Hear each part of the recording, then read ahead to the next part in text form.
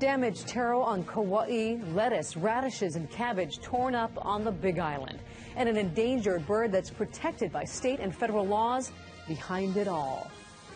Well, the issue of a recovering endangered species is good news on one hand, but what happens when it comes at the expense of the state's agricultural industry? KITV4's Catherine Cruz has been talking with neighbor island farmers who feel they are under attack and without any options to manage a pest problem. The Nene birds discovered the Yamashiro farm a few years ago and now don't seem to want to leave. Lance Yamashiro used to have some 60 acres in production. Now it's mostly a field of weeds. Used to be all daikon, head cabbage, Chinese cabbage, lettuces.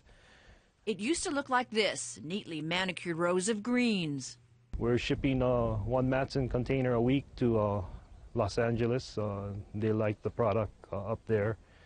And twice a week to Honolulu. I had 7 wholesalers at one time. 50,000 pounds a week.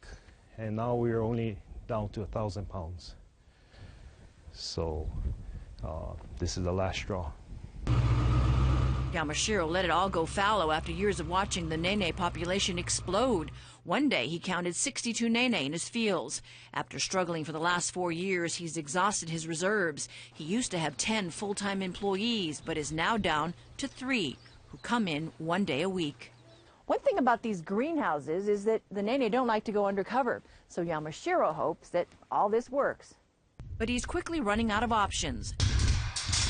Yamashiro did try and diversify. He recently put in these ponds and stocked them with catfish and tilapia and was stunned when the Nene began targeting them too.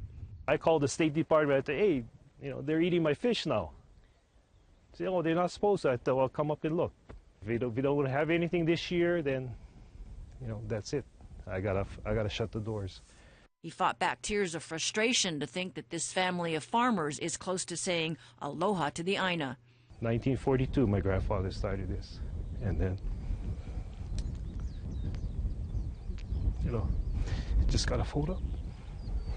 It's like, damn if you do, damn if you don't. Without some additional federal or state help, he may have no choice. On the Big Island, Catherine Cruz, KITV4 News.